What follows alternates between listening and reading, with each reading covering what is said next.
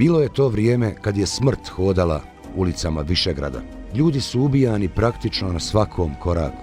Po kućama, u avlijama, na ulicama, u hotelima, školama, a ponajviše na starom mostu Mehmet Paše Sokolovića, ali i na novom mostu. Svuda po mostu i oko njega vidjeli su se tragovi krvi. Stajala je razbacana obuća, opanci, dječje cipelice. Koliko je ljudi ubijeno na višegradskim mostovima, niko ne može precizno znati i reći, jer su srpski zločinci, kako je ko htio i kada je htio, dovodio Bošnjake na ove mostove i ubijao ih. Ćuprija na Drini, kakav je to spoj ljepote i smrti. Tu su svakodnevno dovodili po 5, 6, 10 ljudi na most i strijeljaju ih i ko padne preko mosta, pao je. Ko ne pa ne ostane na mostu.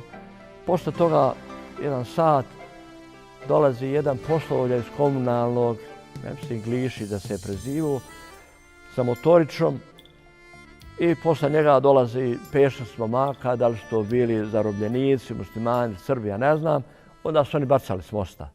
Sve se odvijalo u zlokobnoj tišini.